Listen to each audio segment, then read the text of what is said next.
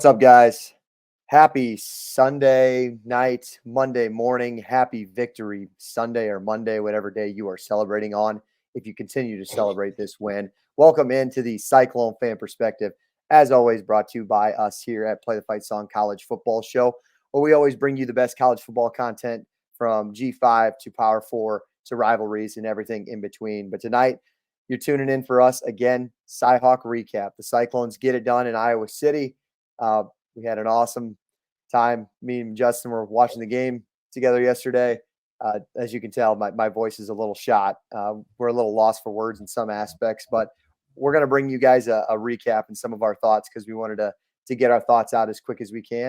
And then we're going to give a little break before we have the bye week next week, and then we head into Arkansas State in 2 weeks. But let's tackle what we saw yesterday. Justin, I know I just saw you a few hours ago. It's good to see you again. How are we doing? Sure. Let's get all of our thoughts on the table for this Iowa State victory in Iowa City. Doing pretty great. I mean, you can't complain on a victory Sunday. Let the victory Saturday roll into today. But no, just feeling really good about the team. Obviously, not a whole lot to complain about. I thought team played really well. It was really good to see them battle back and pull off a one-score victory finally. Haven't been seeing a whole lot of those in the past couple of years, so it was good to see us get over that hump. Iowa State finally gets over the close victory hump against Iowa. I know they did it in 22, but this one felt a little sweeter. I actually just got done watching Matt Campbell's press conference, and there was a lot to unpack in just those 13 minutes. But you asked me before we're doing this, he said, "You got any notes? We're gonna jump on this thing." I said, "Nope. We're gonna just keep spitballing everything that we can remember." I've gone back and watched the highlights a little bit here and there. Heard some national media kind of recaps kind of thing just to get what their thoughts are, because it's easier to listen to like Cyclone podcasts and get their perspective and listening to us as true fans. But to get the national media's point of view was interesting to learn. But I think from what I've learned and from what everybody has been saying, Justin, I'm willing to say I think Iowa State won the game. My colleague JP might disagree. If you listen to our week 2 recap this morning, click in the videos below if you guys want to watch that. Good stuff. JP had a rant because his Hawkeyes lost, and he was very frustrated and thought Iowa gave away the game, which I kind of agree in some aspects. But then I also kind of sat back and thought, I mean, can we just give this coaching staff some credit for the adjustments they made in the second half? I don't think it was all Iowa's arrogance. Just trying to get away from running the football. What do you think? Did Iowa State win this game? Did Iowa give it away? What were your kind of thoughts? Yeah, I was tuning in some of the national media. Like I was listening to the Cover 3 podcast earlier today too. And like they said, it was a little bit of both. I think like with any comeback, like a team's got to start playing bad for a comeback to happen. Like that's just like the nature of a comeback, nature of sports. But Iowa State definitely did go out and earn that win. Like you said, the adjustments. Iowa, like our defense played so well in the second half, let alone our offense starting to finally figure it out. Like regardless of how bad Iowa was playing, like teams haven't really been doing that to them outside of like the top teams that they've played, like the Penn States, the Ohio States, like things like that. Like the adjustments that the coaching staff and the players were able to make and the poise that they showed on the road to keep battling, even though they were down, what was the most got down? Was it 16-0 or was it 13-0? It was 13-0. 13-0 was the most we were down. Yeah, I mean, even in those circumstances, for them to continue to fight and to continue to work, like, and it came all the way down to it. I don't know if you've like looked on ESPN, you can see their like their win probability meter. We never like the closest it was like 55% at the beginning of the game, and then it wasn't until with 0 seconds left that they finally that it overcame. They finally got that lead, and I think it was just really cool to see the team show resilience, and it didn't feel lucky at all. It really just felt like they went out and earned it and took it, and that was the biggest feeling that I had walking away from the game. There was no we talked about this actually yesterday. In 22, they had that 90-yard drive. It was really awesome. But Deckers gets what was it, a pass interference call that helped them on a 3rd and 10 or 4th and 10. There was a little bit of luck on that drive. Which we had a I couple of those possessions yesterday too, like with the roughing the passer. But I also think that was Rocco having the poise to stand in the pocket and make a throw and not fall Yep. away, not shy away from it. Like he kind of like Yes. earned the flag, but he stood in there. Was that drive? Did the roughing the passer? Did they even score on that possession? I'm not even sure that they I did. don't Just think so, but that going was just back on kind of thought. like that was just like kind of touching on the whole point. But I don't Sure. really think the scoring drives, but kind of helps the overarching point there. I would like to know. I have the box score pulled up in front of me, but I don't have it separated by halves. Iowa State Yeah. had over 360 total yards, and I think it was. I thought I heard it was 270 of that came in the second half, which is believable because Iowa State played a horrendous first half. But to Yeah. see Iowa State get comfortable and move the football on Iowa in the second half was really telling to me because we heard all week how good that secondary was. I still think it's very good. I think they got athletes. The defensive line looked a little slow on Iowa's side. There wasn't as much pressure on Rocco as those drives kept going in the second half. Rocco had a couple more seconds to breathe, and that really helped him out, see the whole field, made some beautiful throws. That one to Jalen Noel will forever be one of my favorite plays in Iowa State history. Just how big that was and how quickly they scored. Let's go through. Here's the possessions from the second half for Iowa State. So they start off with the first possession, 2 yards, terrible drive again, punted. And you're thinking, here we go again. Then it was touchdown, touchdown, punt, field goal, punt, punt, and then the Kyle Conradi field goal to end it. So you scored on 4 of your last 7 drives, if I'm counting right, against a really good defense. Iowa will still have a top 15 defense in this league. What is if you're taking away the point of this game, first half, second half, however you want to take it, Justin, what's the biggest takeaway you have for this Iowa State team, maybe as the season goes along? For the offense, I mean, in that second half, they started to come to form with basically what we thought they were, and kind of like Mm-hmm. the formula that we laid out and thought they were going to win. We thought it was going to have to be an over type of game. We thought the passing game was going to have to play a big part in that, and that's exactly what happened. Once they got comfortable, I'm not sure, obviously, what the scheme was there because they were scheming guys open in the second half too. Like that Jalen Noel touchdown across the middle, he was wide open, but some of those guys were making really tough catches too. So seeing our playmakers like finally be able to take over the game a little bit and enforce their will, even on a great defense like that, was really cool to see. I really liked how they kept feeding Abu. Abu ran his ass off yesterday. I know like the Yep. stats weren't very good, but like just the amount of broken tackles and plays that he kept alive, I thought was really impressive. And even though the defense was getting gashed on the run, they still had that hole that and we lost another linebacker yesterday. The Yep. strength of the team, like the pass defense, I thought the safeties played great. The D line finally showed up. So they really started to kind of flex like their strengths, which I thought was really good to see, especially like all across the board. There wasn't like one singular guy or one singular play. It was like everybody, coaching staff, and like all facets of the game were really clicking. Yeah. How about did you get to the part on the cover 3 today where Bud Elliott was talking about Big Dom Orange? Yeah, Big Dom. yeah. Dom stood out to him. I Big figured that get 9-5. you excited. Justin, I really was patting myself on the back when I heard that one. That one felt really good. For those who probably have no idea what I'm talking about, there's a couple of things I was exchanging with some Hawkeye fans, and obviously, if you saw our fan perspective last week, how much I highly regarded this defensive line, and I don't think it got enough national recognition. But one of the better national analysts, Bud Elliott, kind of give a shout out to Dom, and let's kind of dive into that. What players that stood out to you? First, I can go first. I will start with Dom. I'll start with J.R. Singleton, the 2 guys in the middle. I thought our pass rushers were okay on the edges with Anyedem and Kennard Snyder. I thought Kennard Snyder got some good plays in there, but really to see Iowa State's defensive tackles step up the way they did, I don't think we've seen that in quite some time, at least against a really strong and good offensive line like we saw in the University of Iowa. Like we don't usually get that kind of pressure in the middle. We've always, like at least in the Campbell era, we had our Will McDonald's, our Jaquan Bailey's, like your stud pass rushers. You just lacked that physical presence in the middle. And I was harping on it all last week.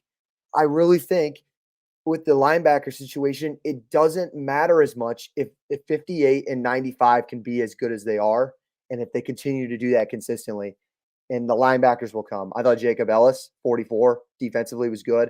I'm highlighting a lot of defensive guys because I The think defense was unreal in the second half. Like they couldn't do a single thing. it was unreal, and I want to get the names that probably don't normally get recognized get their recognition. I want to help them get their recognition. Go back if you guys have a chance on Cyclone Fanatic and watch Matt Campbell's press conference yesterday post game. It was one of the better ones I've seen in a while. He was pretty fired up. He was happy. Just in the way he was answering questions, man. He was all he was a little loosey goosey, and some of the stuff he was saying was hilarious. But going off of that, he loves Darian Porter. Like, he was so proud of Darian Porter yesterday. Says he's the most selfless kid on the selfless kid on the team. He's done everything right for the last 6 years, and to get he was really the one that started it all with that pick. The pick turned it around. I think really said everything. I think Iowa State at that point hadn't gotten their touchdown yet. It was still 13-0. We got good field position finally. The offense could breathe. So shout out to Darian Porter. He is my player of the game if I had to give one. What about you, offensively or defensively? Offensively, I mean, props to Rocco I really thought that first pick, I know we were talking about that pick that he threw yesterday, felt really uncharacteristic of him. I know I touched I thought he was going to be pretty poised, and that was going to be one of the keys to victory. And that second half, he showed it. Like I said, he was standing in there, taking hits, making good throws. And Jalen Knoll had a great game. Obviously, he had the game-winning catch there to get us in field goal range. He had the touchdown. He had a really tough third down conversion too. That was really big for us. It was kind of a lower pass, but he still corralled that in. That was really good to see. I've been not really surprised, but it's been really good to see how physical of a presence he's been these first two games. He's a legit receiver. He's a guy we can really count on. We haven't even touched on. Yeah, he's really clutch. We haven't touched on Higgins' touchdown either. That was a ridiculous catch. It was just really cool. It was just really cool to see everybody step up. It wasn't a singular guy, and that's got to make you feel really good about the team moving forward. At least for me, it does. Yeah, I just to have a couple of pass catchers. Obviously, you know what you got in your quarterback, and I know a little bit of doubt probably creeped into my mind, and I'm sure other people's too, when you saw Rocco in the first quarter and how zoned in he was on that interception to Jaden Higgins, and he just threw it to Jay Higgins, just right to him, and he was quadruple covered, and that was really concerning. And it was like, wow, is he really this rattled? Is this really going to happen? But just the growth and watching him get together. He's still a sophomore. This guy's still young in his second year, and probably the most hostile environment he's played in so far in his young career.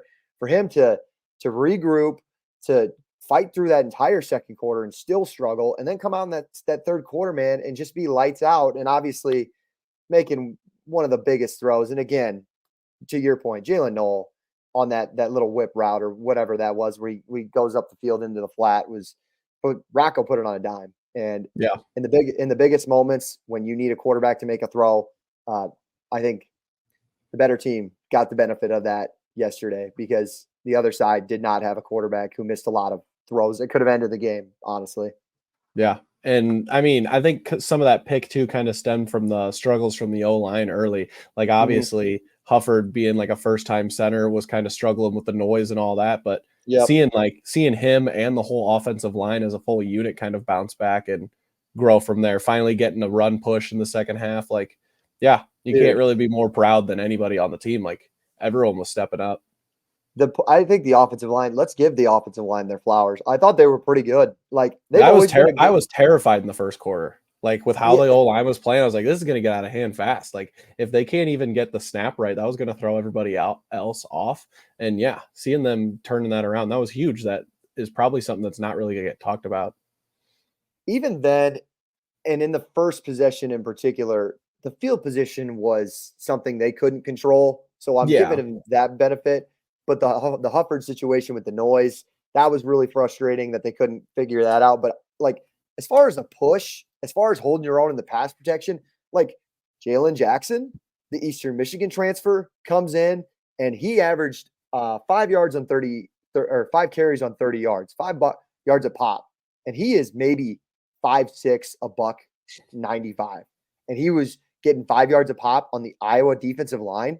That's kudos to him for his patience. He had some really patient runs. It was awesome. But the offensive line, as the game kept moving on, that defensive line for Iowa was getting tired, and Iowa State continued to push. And guys, keep in mind, supposedly this is without their best tackle and overall best offensive lineman from everything we've been hearing in Jalen Travis, who I'm still not sure. I don't know if he did dress yesterday. I don't know the exact situation. James Neal was really good in his spot at the right tackle, left tackle. But Jalen Travis, I'm assuming we're going to get back at some point. But to see this out of some of this younger offensive line was really good. But other than that, let's go back kind of from start to finish. You go through the first half takeaways, the second half. Because it's so hard to realize after a win like this, but if there is a concern with this team right now, I think that we need to be optimistic or be realistic and acknowledge it. What is a thing that would concern you about this team, maybe heading into Big 12 conference play that could be our Achilles heel if you think we have any? Yeah, well, obviously the run defense was still an issue. Let me pull up Johnson's stats here. I mean, yeah, Caleb Johnson, 187 yards, 2 touchdowns, averaging 7.5 yards a carry. Obviously, that ties back to what we were talking about at the beginning, how Iowa kind of feels like they gave the game away. I was telling you every time they pass, and I was like texting some of my Hawk fans, like every time it's pass, I'm texting them, I love when they pass. I just love when they pass. I think everybody did. Did. We're 18 minutes into this podcast, and we haven't talked about the 2 goal line stands yet. Yeah. Those are going to go down as 2 of like the best goal line stands we've had in a while. And obviously those were like the 2 possessions that won us the game. But I can't help but think if Iowa doesn't run it a couple more times on those 2 possessions, that they don't walk away with at least 1 touchdown. Like, I still think that's a pretty big concern for us, but they still made do with what they had. I thought the safeties, Verdone and Freiler, stepped up really big in the run game. Tackled really well. Both those guys were playing like hybrid linebackers like they usually do. They really stepped up. But yeah, that outside run game and in the middle, because I know they touched on it yesterday because that was a big thing because Johnson was getting out wide and Iowa was getting those linemen up to the second level, which was a real big issue for us. But I also think they had a pretty easy time just gashing us right up the middle too, at least early in the game, like not in the red zone, obviously.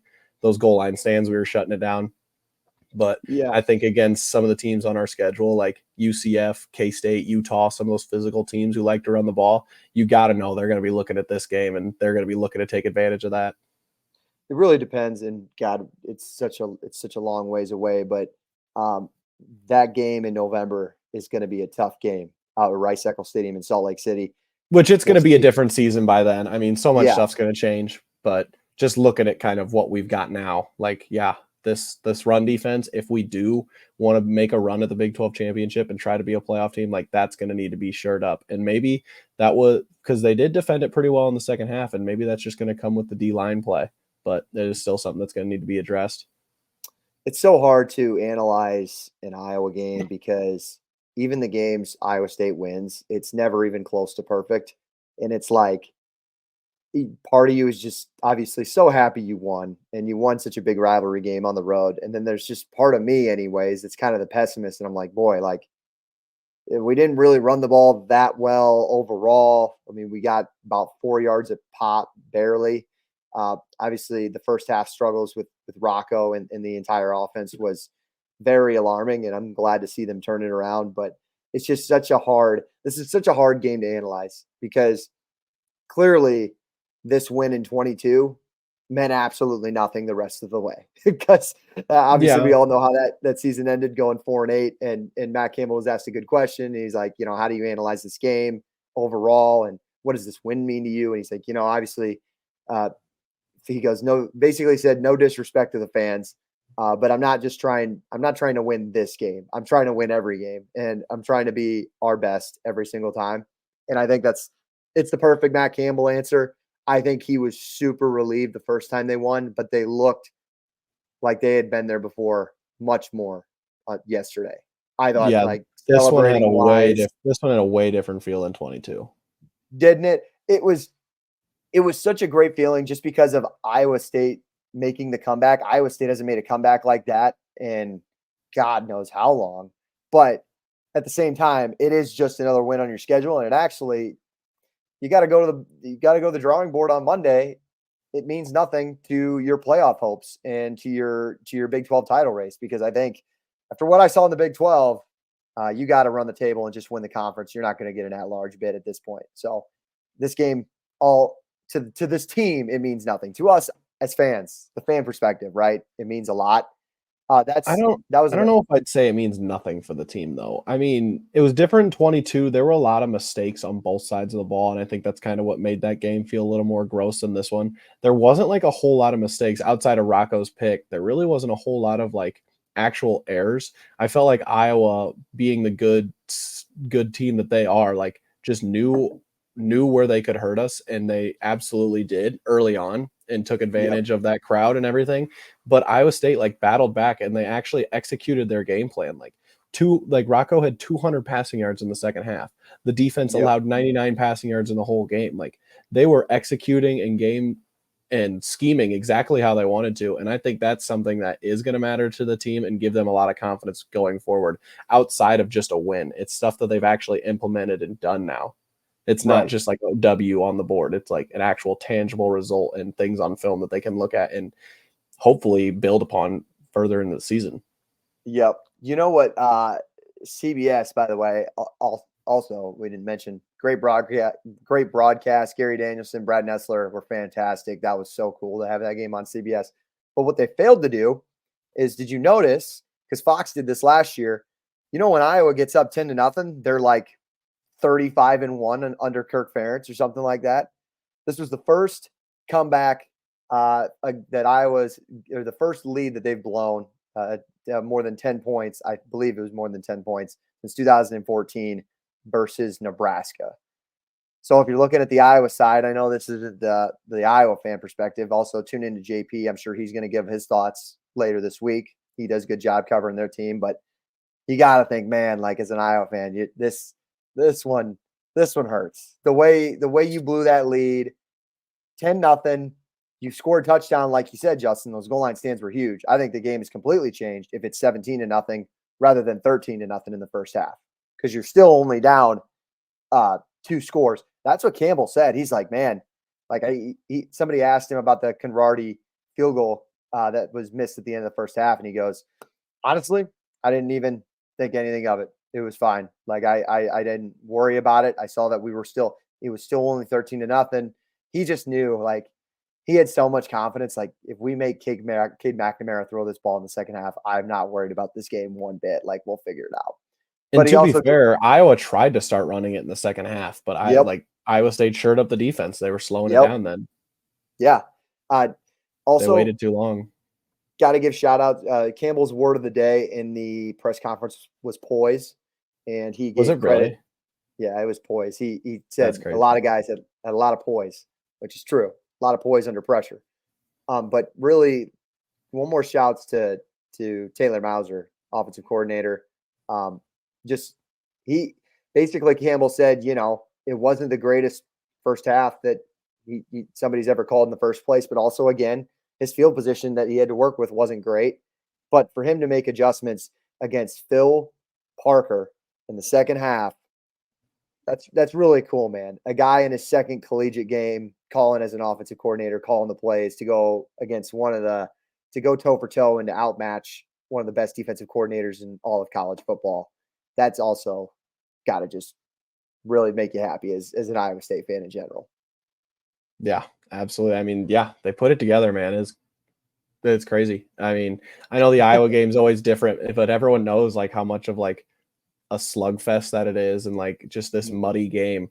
But it's obviously we talked about 22 and kind of how that, like, the different feel of that, but it just felt like they won. It's the first time they've won like the chess match against Iowa. Yeah. I think the red flags were there, and it was hard to see because you snapped the losing streak in 22, whatever that was, 6 or 7 games, but you kind of wanted to ignore the red flags of the team, especially the inept offense that turned out to be true that going forward that season. But there's just a lot of positivity you can take away in that second half, that maybe this isn't the jinx this year. Maybe this is actually the year Iowa State puts it together, winning the Iowa game, and it correlates to success in the Big 12 conference play. And it's so ironic that this is the year there's a 12-team playoff. There's no Oklahoma and Texas. I don't think Iowa State's ever had a better excuse to have more confidence going into the Big 12 conference play more than right now. Yeah. Yeah, for sure. I mean, for me personally, even as the Cyclone optimist that I am, I don't really want to get too ahead of myself because there's a lot of season left, and we've already dealt with so many injuries. I mean, you never know what's going to happen, but yeah, you can't help but feel confident after seeing what you saw yesterday. I mean, win aside, even if they lose that game, like if we miss that field goal at the end, like, yeah, that's going to sting.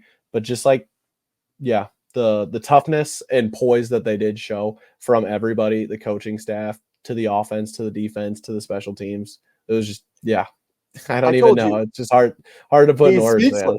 He's speechless. Cool I want to say that that's a good point because I said it to you yesterday. We're watching the game, and I genuinely was okay if Conradi missed that field goal. I said I just want the ball back in Rocco's hands for that final drive, just because that team deserved it so much. They had just done such a great job of shoring up things in the second half, offensively and defensively. I was like, I'm going to sleep better at night knowing that we just gave the ball to Rocco one more time. I just didn't want to see us give up a first down on the run and then Iowa kneels it in typical Iowa fashion. I was they didn't fucking blink. They just like went right after it. No, it was 3 plays, and then like a redshirt freshman kicker just goes and makes a 55-yarder or whatever it was. And they were just like, yeah, that's what we're doing here. And it was like, all right. Let's end with that. Kyle Conradi, if you don't know his name, you sure do now.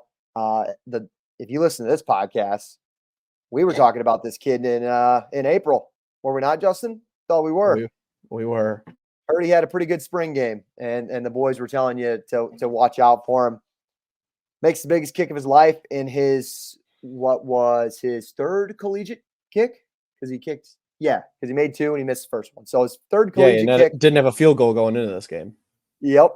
So just the guts on that kid. And I think we said this before the season. I don't know. It's a broken record with Iowa State fans, right? But if he can stay that consistent and can kick from that distance pretty surely, this is a team that can compete. That's the difference, man. That's what's going to win you 9 games. Like, that's the difference between 7 and 9 games, is a guy like that.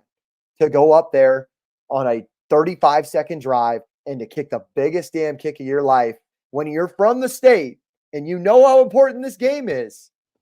For him to deliver like that gives me a lot of confidence that Iowa State can win in the margins this year and finally get that monkey off Matt Campbell's back of not being able to win close games. I don't know if you felt the same way. Oh yeah, I mean, I don't know what you want me to say about that. I mean, I didn't feel confident about the first one, but yeah, the confidence that they were giving off for those other 2, I mean, it was very tangible. Well, let me ask you, because we didn't say, I swear to God, you can, if you're listening to this, you can not believe us or whatever. There was a third party who was there. Like, there was not a discussion between me and you that we thought this kid was going to make the field goal. Did you actually think he was going to make it? For the last one? Yeah. The 54-yarder. Yeah, kind of. You believed in him? You had no doubt. You're like, yeah, I did, because that's just how the team played the whole game. Like, they were just playing with confidence the whole, like, from start to finish. I mean, outside of that first drive, that first offensive drive, even on Rocco's pick, I just felt like the whole team was playing confident, even when they were getting gashed in the run. They're like, yeah, we'll get backed up in the red zone and we're going to make a stop here. We're going to keep doing what we're doing. And they trusted their system. They trusted each other. And when they're doing that, I've got no reason to not trust them. Yeah, that's a good point. Justin, before we really close out of this, Campbell was very high praise of his kicker. I really want to touch on Campbell before we're done too. Yeah. Okay, we will do that. He said about Conradi, like, the confidence he had in him. He's like, yeah, I mean, this guy made a 64-yarder in fall camp. Like, I've seen this before. That's probably the best trait in Matt Campbell's coaching ability, is his ability to just trust guys. Like, I've known, you hear these stories about just, if he doesn't trust you, he's not going to put you on the field. But when he puts your trust in you, I think any single player that's ever played for him has the utmost confidence in themselves because of the belief that Matt Campbell instills in these kids. So so it shouldn't really surprise you, I guess, that a redshirt freshman just goes up there and just knocks down a 54-yarder casually. Yeah, before you close us out of here, Justin, I'll get your final thoughts on the game and on Coach Campbell. You guys, appreciate you tuning in so far. If you've listened to us the whole way and the entire season, we're going to cover Arkansas State next week. Enjoy the bye week. Celebrate this win. Make sure to shop our partners over at No Rivals brand, one of the best hat brands in collegiate sports right now. They got all the best brands and the best teams out there. Unfortunately, they don't have Iowa State, so we've got to do our part. There's under the teams tab, you can request a team. Send the info in for Iowa State. They have Iowa, guys. So let them know we can sell out their hats. I saw some of the Hawk hats at the tailgates in some pictures yesterday, which is kind of cool to see. We like partnering with No Rivals. Use the code PTFS. That's PTFS, like Play the Fight song at checkout. It'll get you free shipping. Request a team. Let's get the clones on there. Me and Justin need some new hats for these pods. We're getting outdated with our old hats. So shop norivals.com. Justin, before we take it away, we get out of here. Final thoughts on this game moving forward. Coach Campbell, what do you got? Yeah, for sure. I know I told you this during the game, or it was like right after the game. And I mean, a day later, I still feel it. It wasn't like the best team that Campbell's beat. Obviously, that's the Oklahoma game. I think that might have been like Campbell's top 3 coaching jobs, or it was up there for like one of his best wins. I know they've had a lot of good wins, especially in 2020, 2017, things like that. But just from top to bottom, like we've been talking about this whole time, like you touched on with the confidence with the players and instilling that in everybody and the poise. This team just had like a different feel about it yesterday, and going forward that this feels like it's just got Campbell's imprint all over it. Kind of like how Iowa's had in the past couple of years where they've just like strangled us to death, and it just like felt like Kirk's teams, like some of those best teams like have the feeling of their coach where like you can just see the belief in everybody from the coaching staff all the way through the players, and even in the way Campbell speaks, that I haven't seen the team more on the same page and clicking together and moving in the same way in Campbell's vision, that it's like yesterday was like the first time I was like, oh, this is what he's talking about with the little things, with the trusting each other, with the process. Like that's what that was yesterday. And I just thought that was really cool to see. I was really happy for him. And it gives me the confidence that it's going to keep happening because the work has already been laid. So like, it's not something that's just going to go away overnight. Yeah, really well said. I think he said in his press conference that this is like the most trusted team he's ever had, or something to that. And I wish I would have quoted that better for him, but that's really well said, Justin, because he does trust this team a bunch, and I'm excited to see it's a long season ahead, but we're excited to see. You can see it. It's 2 games in. You can see it. You can tell. Yep. Excited to see what October can bring for this football team. Big 12 is as wide open as ever. If you guys watched more Big 12 yesterday. Speaking of which, before we get out of here, make sure you guys like the video, comment your thoughts. If you're an Iowa State fan, if you're an Iowa fan, you want to just rant on here, go ahead. The comments are open for you. And make sure you subscribe, guys. Our live weekly college football show here at Play the Fight Song is every Wednesday. We're going to break down week 3 for you. And I have to plug my new Big 12 show on this Cyclone Fan Perspective. I started a new Big 12 show called Somewhere in the Middle. It's also on this our YouTube channel for Play the Fight Song. I kind of leave a lot of Iowa State stuff out of there, but I do cover a ton of the Big 12. Big 12 was awesome this weekend as an overall just entertaining product. It was really great. A lot of great games. So I'm excited to break that down. That'll probably be in your guys' feeds in the next couple of days as well. Iowa State played a huge role in the success of the Big 12 this weekend. Appreciate it, you guys just tuning in. Justin, am I good to sign us out? I think we've gotten all we need to say about this game, and it goes down as one of the better ones in our young fan careers, but I think there's a lot more ahead with this team. Yeah, absolutely. I mean, quick turnaround for the team. Can't let the team get complacent, but us as fans here on the Fan Perspective, I'm going to be enjoying this one for a couple weeks. Enjoy the bye week, guys. We got Arkansas State to preview, guys, for you. We will be back next week to cover that, as always. Appreciate you guys tuning in. I think Jalen Knowles said it on Instagram. It's always a great day to be a Cyclone. With that being said, thanks once again for tuning in. And as always, from me and Justin, go Cyclones.